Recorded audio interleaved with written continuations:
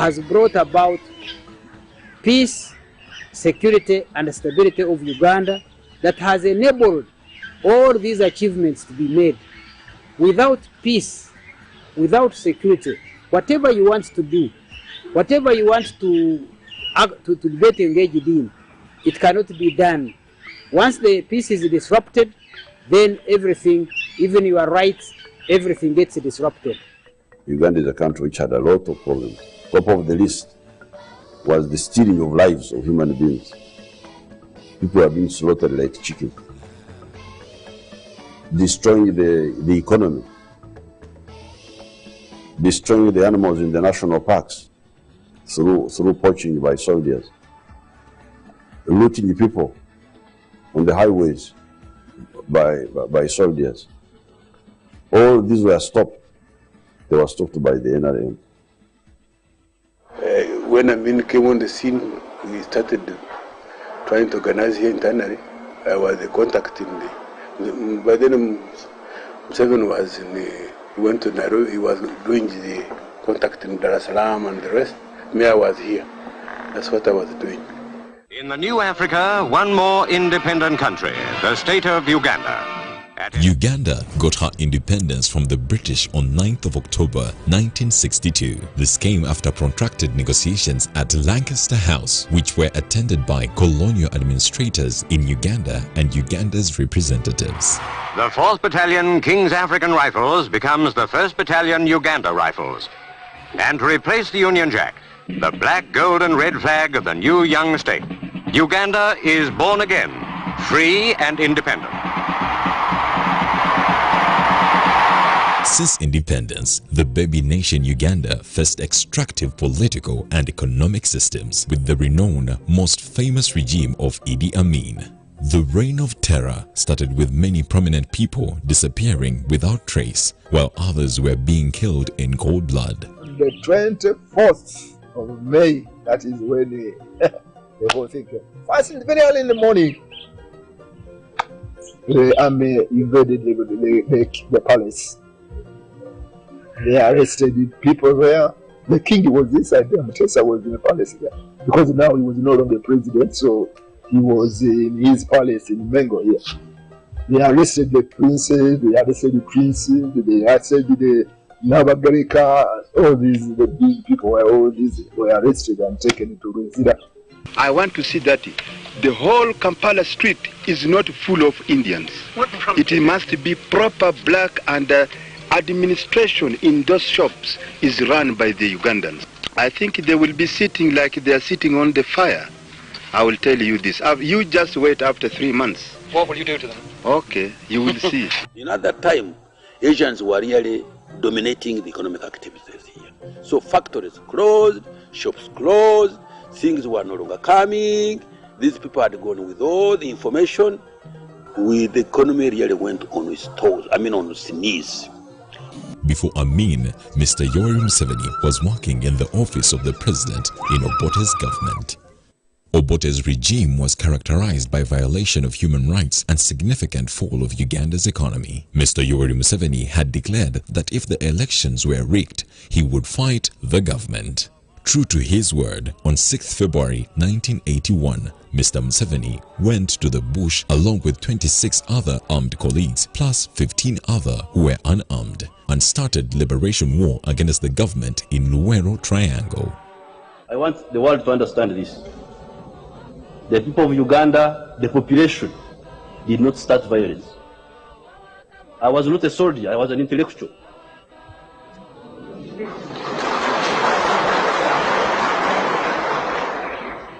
Why did I become a soldier?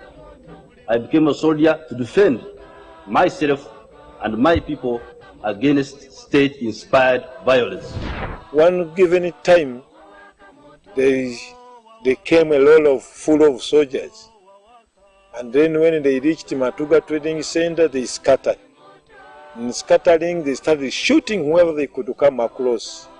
Then I said, what is all this? So there was no freedom. When Amin attacked Kagera, and then the Tanzanians now started fighting back. So I felt that the actions of Amin soldiers should really stop. And then that's when I joined the Liberation War. Museveni went to the bush through Kabamba. I went to the bush through Eastern. But then later on, I joined Yoweri Kaguta Museveni, now the president, through Matuga, after they had come back, because I was left here to coordinate the soldiers who were, of course, going to be trapped as those suspects who were supporters of Museveni, especially the Fronasa group. In 1981, when Museveni left for attack at Kabamba, he sent me a message. He had gone and had started, so that we should mobilize. Again, we started mobilizing here for logistics. On January 21st, 1986, Museveni ordered the Liberation Army to march to Kampala and overthrew Okello's government.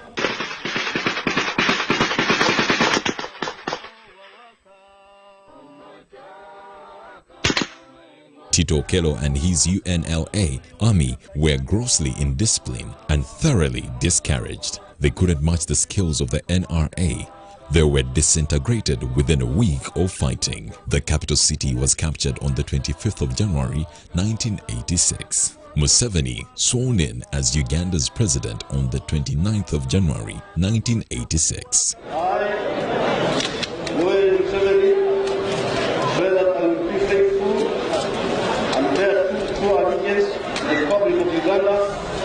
And that I will preserve, protect, and defend the Constitution. So help me God. By the time we captured Kampala, Kampala was just, I think, 5 hills. It was Kororo, Rubaga, Namirembe, and where is Makerere, and Nakasiru. I had a detach at Mkwano industry there. It was a bush.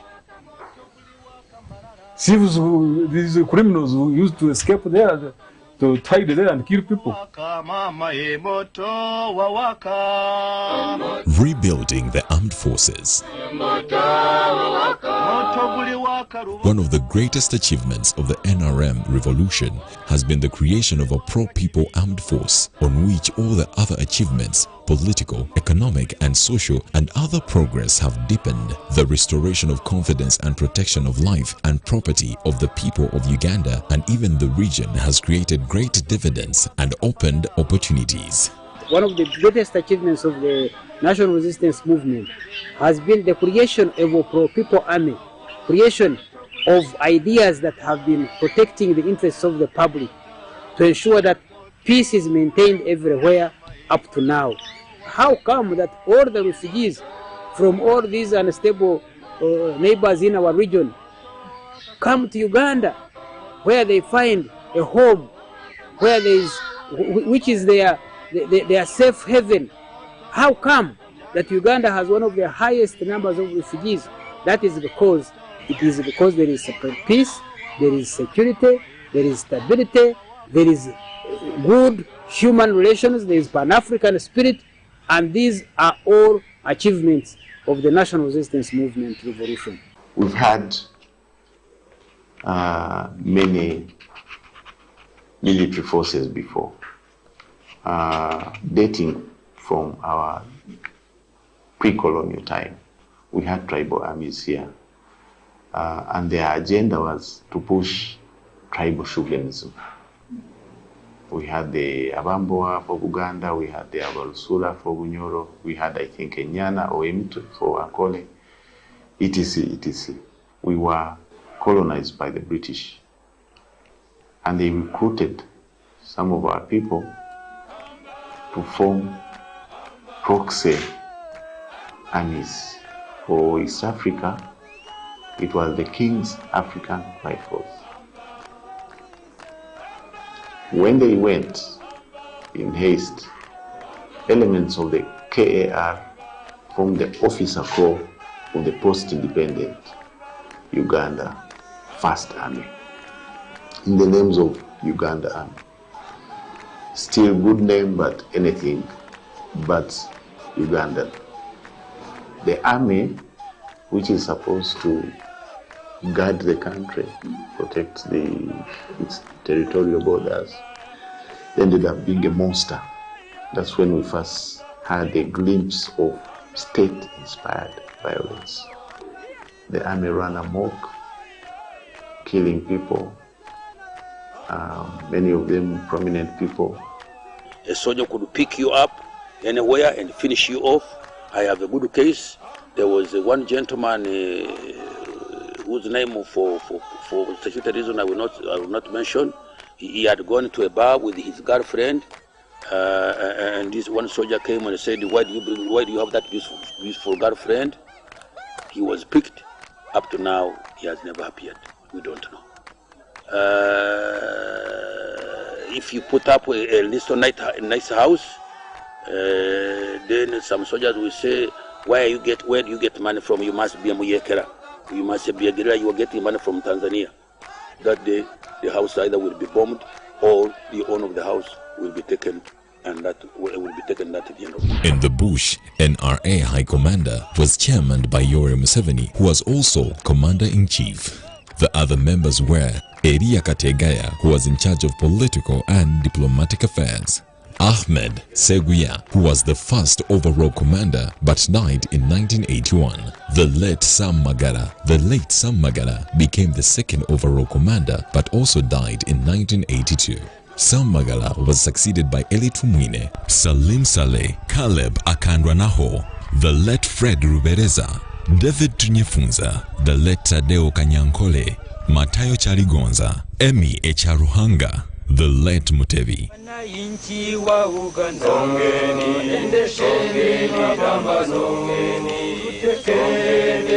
and Kahinda Otafire.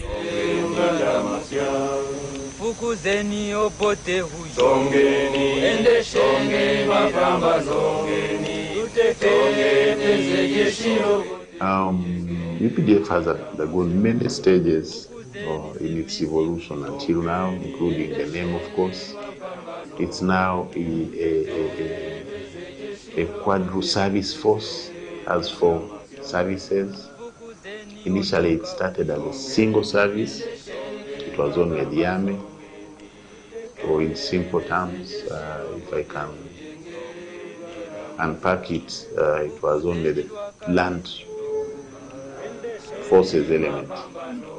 Now we have 4 services. We have the Air Force as a distinct service, we have the Reserve Forces, we have the Special Forces Command, so we have 4 services. The Army or Land Forces, the Air Force, the Special Forces Command, the Reserve Forces, the 4 services. It's, of course, you know the leadership hierarchy, Commander-in-Chief by the Constitution, President. The success of NRA or UPDF has basically been due to the able leadership under the Commander-in-Chief, who has at all times appointed the most competent commanders of the time. These include Ahmed Seguya, Colonel Sam Magara, General Eli Tumwine, General Caleb Akandanwaho, Salim Saleh, Major General Gregory Mugisha Muntu, General JJ Odong, Major General James Kazini, General Arunda Nyakairima, General Edward Katumba Wamala, and General David Muhozi. Well, discipline was our major and strongest support weapon we had in the bush. What did we do? One, of course, we ensured that when we go out for recruitment, we recruit, first of all, people who have been saved by the community, by the public, by the people from within themselves. We don't, and that's why you have the requirement that for anyone to be recommended for recruitment, you must have a recommendation from the local council one. So that already, at the point of entry, there is that pro-people element. A lot of that is injected in during the training, where we emphasize that you're a servant of the people, you're serving the people. The UPDF has not only developed in only those 4, but it has also been engaged in production the National Enterprise Corporation is contributing quite a lot, not only to industry, but the development of our capacity to manage our own affairs in defense and other sectors. The Construction Brigade, our engineering brigade that was created, which is going to help in many aspects, not only the railway, but in many aspects of construction of our country. And the Operation Wealth Creation, where the UPDF has been participating together with the NADs, is another contribution to the development of Uganda. The concept was bring together, first understand the architecture of the development process, who is doing what, where. And in the civilian economics, it doesn't apply. Everybody, we found everybody in their own silos. Research in its own silo, input supplies on its own silo, local government. So we tried to give them a concept that could reorganize the whole development process, especially the rural development. And it has taken time, but it is beginning to shape up now. The NRM developed a liberation manifesto, which they called a 10-points program. These included restoring real democracy, security, consolidation of national unity and elimination of all forms of sectarianism, defending and consolidating of national independence, building an independent, integrated and self-sustaining national economy, restoration and improvement of social services and the rehabilitation of the war-ravaged areas, elimination of corruption and misuse of power, redressing errors that have resulted into dislocation of sections of the population and improvement of others, where service and development was affected by the previous bad regimes, cooperation with other African countries in defending human and domestic rights of our brothers in other parts of Africa, following an economic strategy of mixed economy. These were later expanded to 15 after a national-wide survey in preparation for the aspects that needed long-term planning, also addressing the issue of continuous growth and development. These included financing public infrastructure using internal borrowing and creating employment in the country, human resource development, capacity building in technical and public service sectors, preservation and development of our culture, consolidation of programs which are responsible to gender and marginalized groups, environmental protection and management.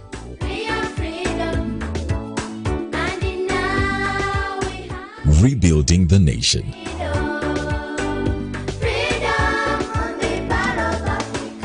Colonial masters were here for 78 years by the time they left in 1962. How much tarmac did they leave behind?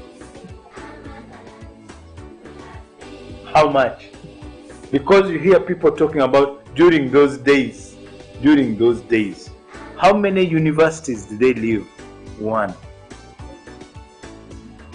How many schools did they leave behind? You had only the likes of Untitled, Chapter, very few of them. The first 10 years of the NRM government, I was a student, but I was able to see and have read what transpired. It started with Rehabilitating the Economy. There was a ministry called Ministry of Rehabilitation, largely trying to put back in place what had been destroyed. Gradually, they started opening up roads, they started opening up industries, but it was still minimal. In some cases, including my own case, we used to use pawpaw leaves for washing. Get pawpaw leaves, you crush them, and you wash. No sugar, toothpaste, and you take a piece of textile. You had only to do it to get it from Nairobi. If you go to your friend who is going to Nairobi, you normally would say, please bring me 1 cake of rice bowl. That's the situation which you are. The economy was absolutely down. Between 1971 and 1980, it declined by minus 2.9%. Between 1986 and 2015, the economy grew at an annual average rate of 6.9%, 6.92. while per capita income grew at an annual average rate of 3.6% over the same period. No European country, not even the United States, except West Germany, between 1950 and 1980, which was able to do 3.8%, has grown its per capita income at the same rate as Uganda over a period of 3 decades.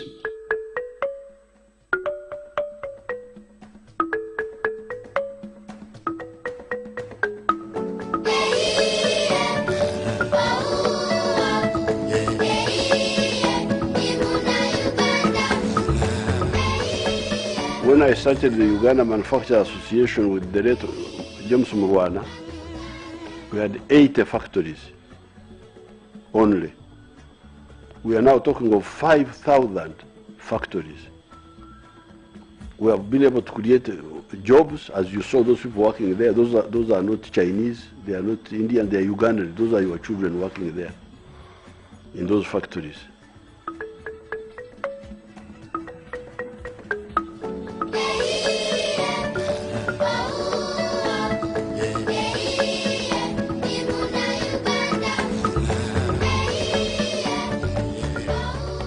Reject tribalism. We support the integration of East Africa to build a common market of East Africa and of Africa, and even to work for the Federation of East Africa, because that's where the future is. Following the footsteps of our elders whom you see there.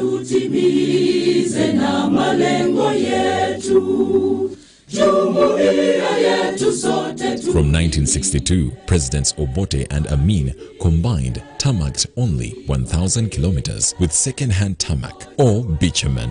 The infrastructure was down.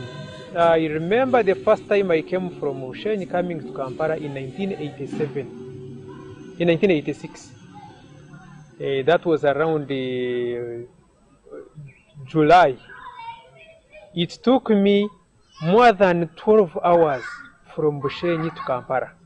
What has changed in terms of the road network, for example? By 1986, of the 2,000 kilometers of roads which were paved, only 350 kilometers were motorable. The others were in solid state. 350 kilometers were good in motorable condition.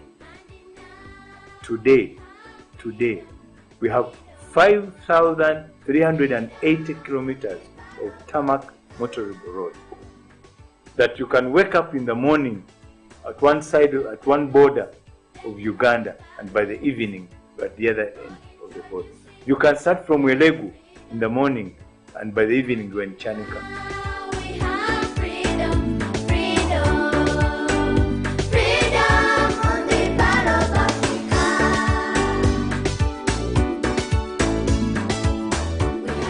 We have a number of ferries crossing, like on Choga, the Zengebes, the Wat. Recently we commissioned the ferry to Buvuma. We have Kalangala ferries here which are working.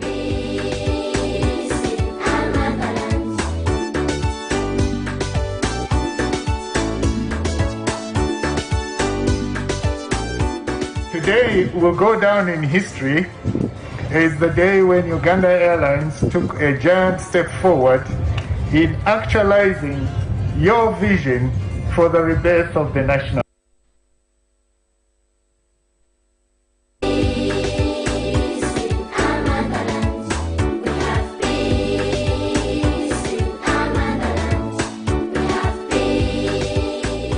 So for us, in terms of stages, we see the airline as a promise kept.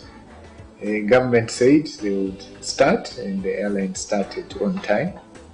And government said they would provide the funds that are required to pay for the aircraft. Again, the aircraft were ordered and the planes arrived on time and on budget. So the airline is there to brand Uganda, which is to market it worldwide. And that's why you see a very strong brand which is centered on the flag of Uganda on delivery of the aircraft. What contribution will it bring? The first one is the import substitution that we talked about, which is 500 million was going out of this economy, is now staying and being reinvested in. That is the first one. Secondly, the airline creates employment in the country. Aviation, to which Ugandans were not participating for over a period of 18 years. And now we have got 250 people being employed. And if you multiply that with the families and dependents, it's a huge impact to the economy that you are looking at. There has been improved access to health facilities over time. By 1986, access to health centers was 40% for people living in urban centers and 1.9% of the rural habitants. It has increased since 1986 from 40% to 87% in the urban areas, while rural areas at 12%. Life expectancy has increased from 41 to 64 years for men by 2019, while 43 to 65 for women. Infant mortality has reduced from 188 per live birth in 1986 to 76 by 2010, and it moved further down since then.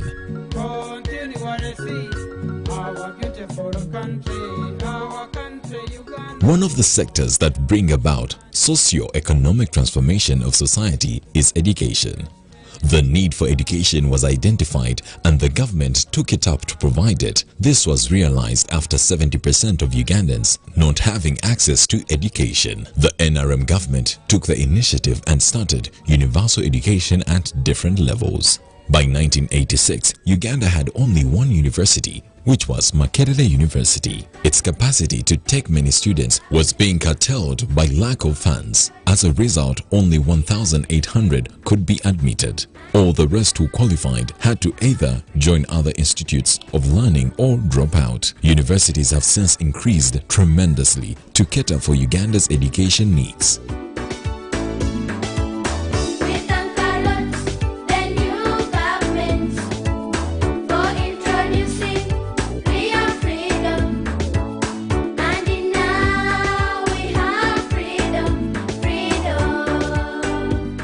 After the swearing in of His Excellency, the President of Uganda, General Yoweri Kaguta Museveni, on the 29th day of January 1986, on the stairs of the Parliament, he appointed the first cabinet to work with.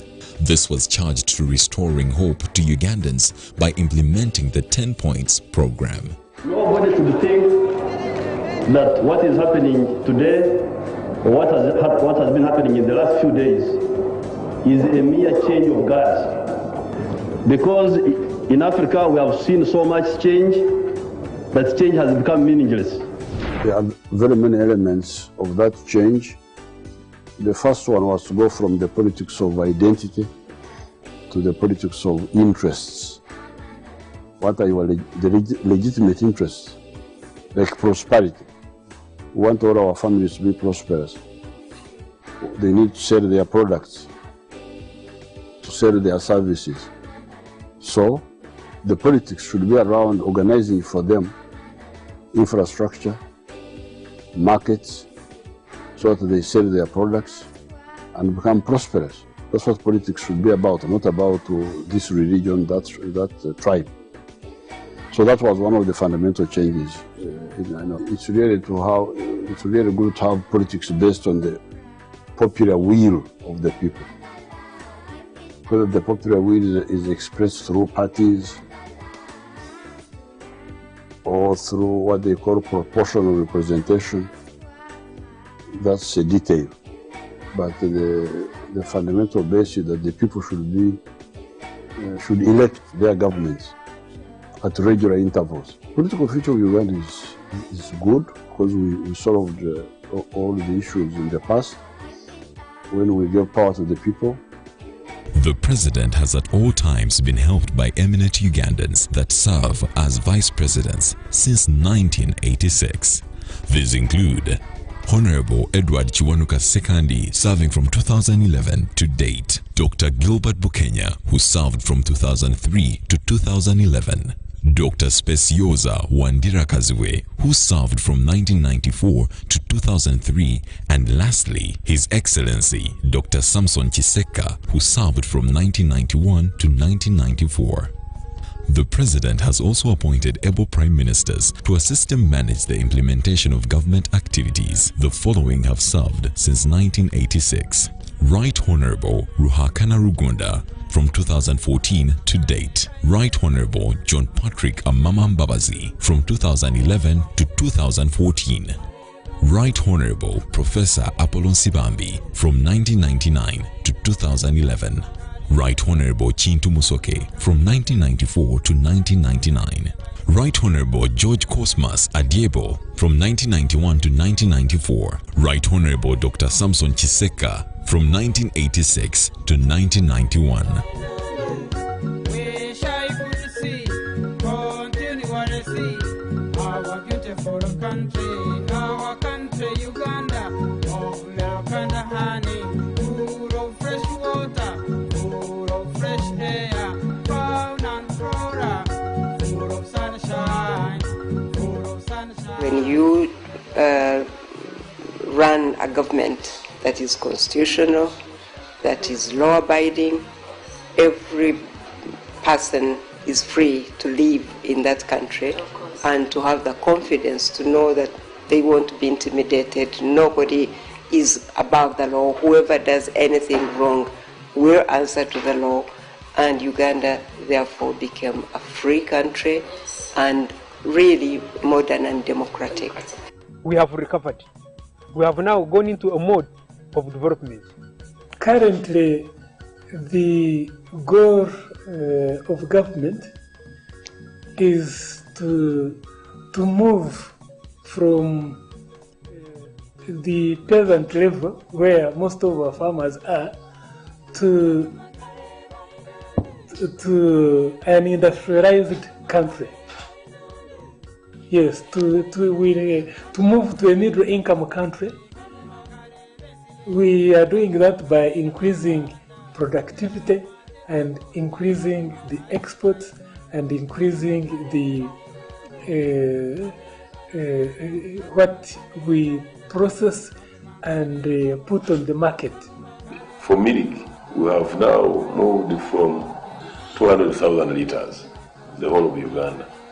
Now we are talking about 2.5 billion liters of milk. We have maize. The whole of Uganda will not produce 500,000 bags.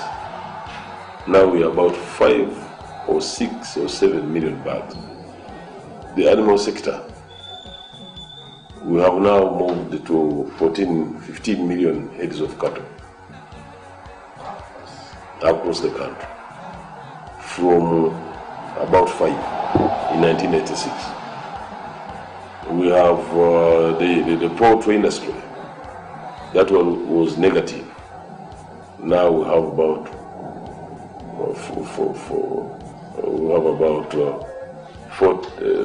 60 million bags.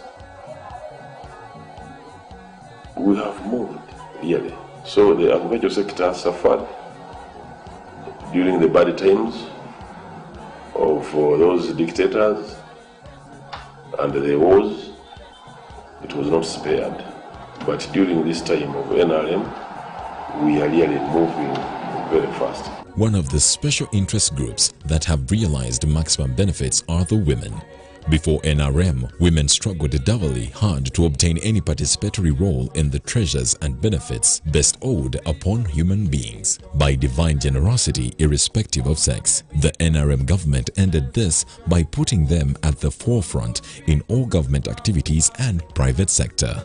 President Yoweri Museveni appointed Dr. Specioza Wandirakaziwe as the first woman vice president in the history of Uganda.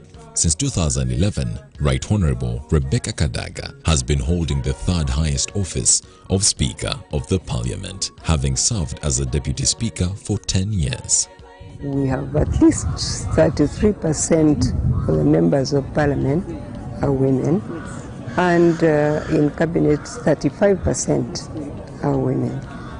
And yes, we do have a big number of women leaders in leading organizations of government and departments, and it is our government's policy really to promote women's leadership, and it is happening. Well, this journey of the NRM revolution has been a steady, resilient, continuous revolution that has been guided by the NRM ideology, deliberately following that ideology that has, right from the beginning, guided us, right from when we started the Bush War in 1981, has been that ideology that His Excellency the President has really been explaining very well. And it's that ideology that has been deliberately followed and has brought us this far. An ideology is what we call in philosophy an ism, ISM. Remember, communism, conservatism. You remember that word, ism. If parties are not based on ism, on ideas, and are based on individuals, they will not develop. The NRM, when we were in the bush, had one line, the mass line, the line of the people, where political actors act only in the interest of the people, not in the interest of anything else, not in the interest of the elite, not in the interest of foreigners, not in the interest of this group or that or that elite group, but in the interest of the people, the ordinary people. That's what we call the mass line. The mass line. You can call it the line of the people's interest. NRM ideology. To prosperity. Live your dream and enjoy your life. Live your dream to... The success of NRM is attributed to its vision and mission. The vision is having a free, democratic, secure, united, modern, devolved, industrial and prosperous Uganda within a federated and prosperous Africa, while the mission is to transform Uganda from a subsistence, peasant-based pre-industrial society into a modern, prosperous and industrialized society that is united, democratic and secure in a pan-African framework. Rise and shine. If you are down, please rise and shine. Don't keep down, people, rise and shine. There were a number of rebellions in the country, and the last rebellion was by Joseph Kony. When that one ended, Uganda has been at the fastest pace in terms of development. Peace and stability is sustained if the institution of the police is led by competent leaders. The police force has also maintained law and order. These have been supplemented by the restoration of the LDU to step on the high crime rate of gunshots that emerged in early 2017. You can say that since 1986,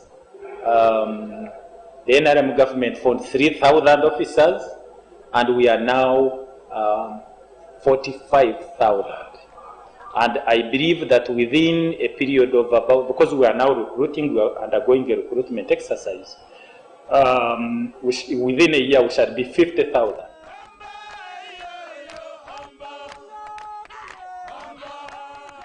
The police started in 1906. So from 1906 to 1986, those are 80 years, Uganda police had never had headquarters. Now we are in our headquarters and we are expanding. If you move here, you will see a huge accommodation block that is going to accommodate more than 4,000. So it has 4,000 apartments. Now, as I speak, the whole of Kampala is on the grid. We can be able to see what goes on in here. And the monitoring center, the command center is just right in front of us here, there. It is finished, it is fully fledged. Now, we are expanding to highways. We are also expanding to other cities and other towns in Uganda. So community policing cannot stand on its own. Community policing must move hand in hand with ideological clarity. And that, we didn't have it before 1986. No, it is this government that brought this. The prison services have also complemented by keeping custody of wrong elements and suspects. By 1986, I think up to around 1890, Uganda Prison Service was the lead agency in abuse of rights. But I can assure you, for the last 10 or so years, yes, we have those elements in like others, but you cannot be looking for the first, second, up to 5 in abuse of human rights and you find there Uganda Prison Service. But this has been a systematic effort by the leadership to fight this. We are the first beneficiaries of training, and we are making sure that in our leadership is being emphasized. By 1986, the reoffending rate was about 53. In other words, if you took to prison 100 convicted prisoners, when they come out, 53 would commit other crimes and go back to prison. Right now, it is ranging between 17 and 20. That means that every 100 prisoners that go through the system of rehabilitation, only between 17 and 20 get back to prison. That means our performance is at 80%. Kampala expansion. In 1986, Kampala was only ending at Nakawa on the eastern side, Najanankumbi on the south, Busega on the west, and Kawempe on the north. One would justly say that it is made up of 7 hills of Nakasero, Kololo, Lubaga, Mengo, Chibuli, Makerere, Molago, and Nakuru. In 2010, Kampala Capital City was upgraded to an authority remarked Kampala Capital City Authority and made itself accountable organ of the government. With the first executive director, Mrs. Jennifer Mosisi, Kampala greatly transformed into a clean city. Electricity. There was the dam at Jinja, the Owen Falls, and the generation of power was about 280 megawatts. As of now, we are talking of over 2,000 megawatts of electricity in Uganda. Jinja was expanded to add on Chira. It's into 2. There is Bujagari, there is Agago, there is Karuma, Isimba. All those have added onto electricity.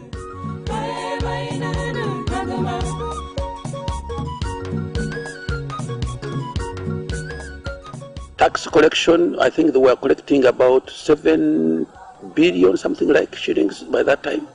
Now here, we are collecting about 20 trillion now.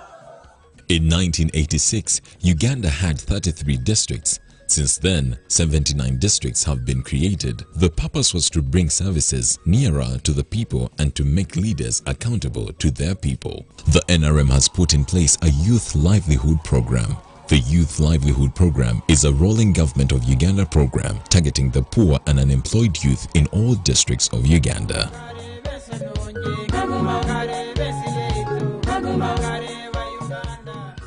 Industrialization. If you want to know what is going as of now, visit some of the supermarkets. I recently found there are refrigerators made in Uganda. There are cookers made in Uganda, both for gas and electricity. There are TVs that are made in Uganda, and Uganda is already exporting mobile phones. So in terms of manufacturing, you need to visit the industrial areas we have in Uganda. There are many industrial parks, and you see what is being manufactured. Largely essential goods are now available in Uganda. Before 1986, nothing was manufactured in Uganda. But at present, so many goods are manufactured in Uganda to the extent that we can now manufacture a vehicle, although it's not yet put to commercial use. You know, there is a process of incubation. You must have the prototype first, then you invest in its mass production.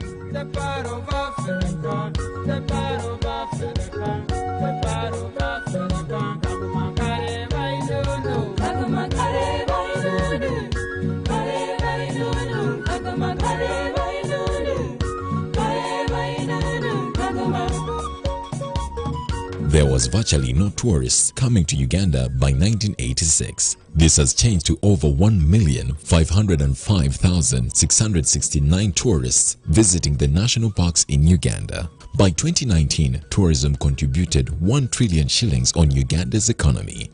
In 2019, tourism earned 45 billion shillings of revenue. The NRM has created a conducive environment that has enabled the construction of hotels. This has boosted the tourism sector as secure accommodation in Uganda is no longer a problem.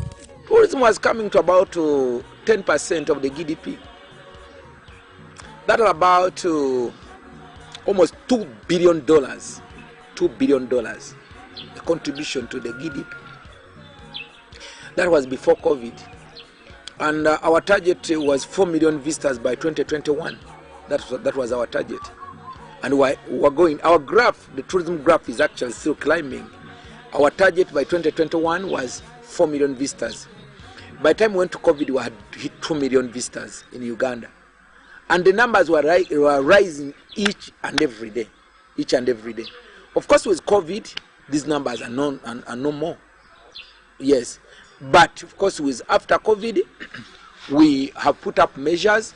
The government has really now tried to help us to improve our tourism roads. If you check in this year's budget, we put over 200 billion to about 200 billion shillings in the improvement of the tourism roads. We are going to improve all the tourism roads. Those with Maram, because we cannot put tarmac everywhere. National parks, we don't need to put tarmac in the national park. We shall keep them natural but well graveled roads so that people can be able to enjoy the ride in these areas.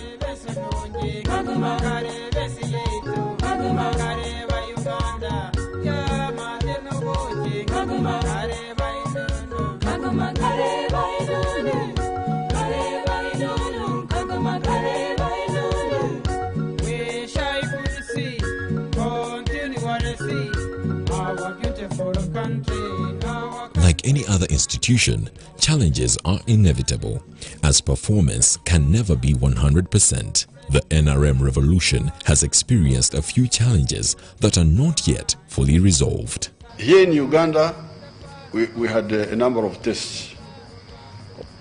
We started with the floods. People were worried that the water could destroy the power stations along the Nile. Then we had the floating islands caused by the high water. Again, relying on our internal means, we were able to scoop out. Then we had the landslides in the mountain areas. Then we had the locusts in Karamoja. But for us, we were ready, and we killed all the locusts. Then came COVID-19. I appealed to you, I say, please, this disease is avoidable. I was here many evenings telling you what to do to avoid the virus. That's how far we have come. Have we achieved everything? No, not yet. Because even Rome was not built in a day. Destruction is easy, construction takes a while. Younger generation, you say you have not seen, you want also to see. What you want to see, you will not manage it. I really request you, talk to the elders to tell you what had happened here in Uganda. I know you have a lot of problems, others are crying of jobs, but these are jobs you can always look into. Let's maintain our peace. That is the bottom row, the fundamental. Without peace, nothing. I want the young men not to follow individuals, but to follow ideology. Create credibility in whatever you do. What I would advise the young generation, that they should they should always be calm, listen to the advice that is given by the elder people, because they have seen a lot of things. They have seen many dangerous things that can cause people's lives to go. Insecurity has no order, and nobody owns monopoly over it. And its destruction, its destructive effort or effect reaches every person. So all this is attributed to one thing: stability that has come to Uganda as a result of having security. That's why we have to credit President Yoweri Museveni. In the past, when the situation was chaotic under the bad leaders, some people had even gone to the extent of hiding themselves to say, I am a Ugandan. But now everyone is proud to be Ugandan, and we have recovered our image in the world, and Uganda is among the countries that are fastest growing. Uganda is number 5 in the fastest growing economies of the world, and number 2 next to Ethiopia in the African continent. And this has not come without a lot of effort and sacrifice. It has come with a lot of effort, deliberate effort, and the image of Uganda every day, not only in the economy, in sports, Uganda's image is coming up very well. In education, many of the countries neighboring send their children to Uganda. And in the general environment, by the way, Uganda, as I have always said, is our beautiful country, our country, Uganda, of milk and honey, full of fresh water, fresh air, fauna and flora, full of sunshine, the pearl of Africa. There is no better country that I know of in the world than country Uganda. So let's enjoy it, let's develop it together, let's keep it peaceful, and all of us will benefit. The latest confirmation of trust of the NRM is yet another victory of the re-election of His Excellency Yoweri Kaguta Museveni for the presidency of Uganda in 2021.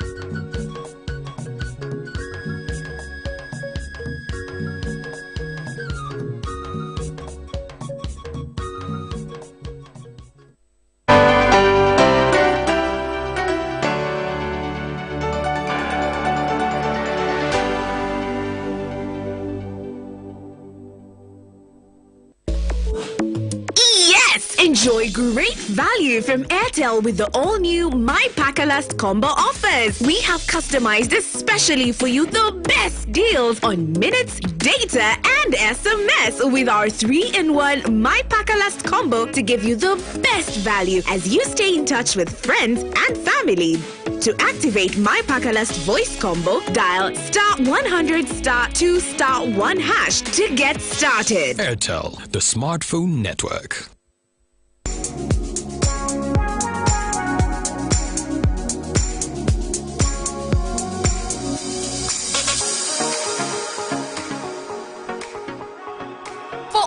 Shopping needs, come to Capital Shoppers. We have a variety of items like foods, garments, cosmetics, and all sorts of drinks. Enjoy your shopping experience at affordable prices in our fully stocked branches in the following areas: Industrialization Road, opposite Makere Business School along Port Bell Road, Duster Street opposite Nakasero Market, and Garden City on Yusuf Lule Road. To all our customers and suppliers, we thank you for your continuous support. Stay safe, wash your hands, sanitize, and wear your mask always. You may have heard of physical distancing. This means keeping at least 2 arms length apart from other people at all times to reduce the spread of coronavirus. But why is it so important? Without physical distancing, each person infected with coronavirus will infect 2 to 3 others. Each of these people go on to infect 2 to 3 more, who each go on to infect another 2 or 3 people, and so on. Within a month, the infection will spread from 1 to 406 people. But if each person halves the number of people they come into close contact with, the number of infections drops dramatically. Each person would only infect 1 or sometimes 2 people, and each of those infected people would only infect 1 or occasionally 2 more. So the disease spreads much more slowly. In a month, the infection would only spread from 1 to 15 people. That's the power of physical distancing. Keep at least 2 arms length distance from as many people as you can to reduce infections and save lives. That way you protect yourself, the people you love, and your country. This message is brought to you by the Ministry of Health.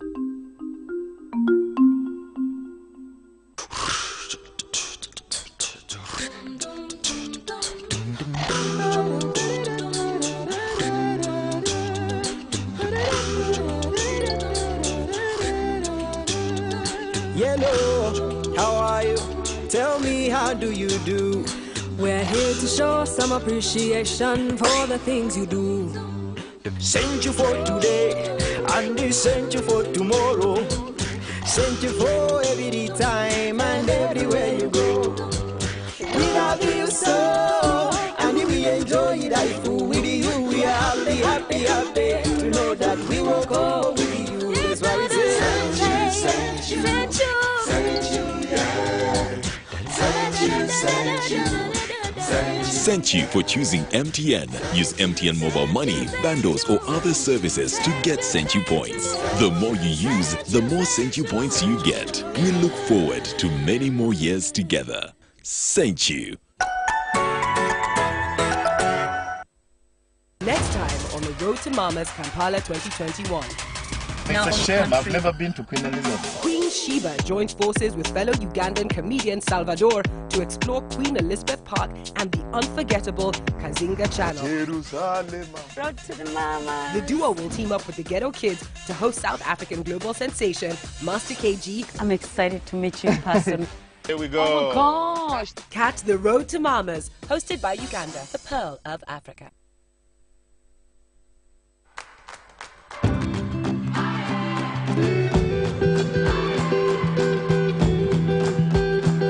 Dial *185*6#, follow the prompts and make instant school fees payments. Airtel Money. Instant, secure, borderless.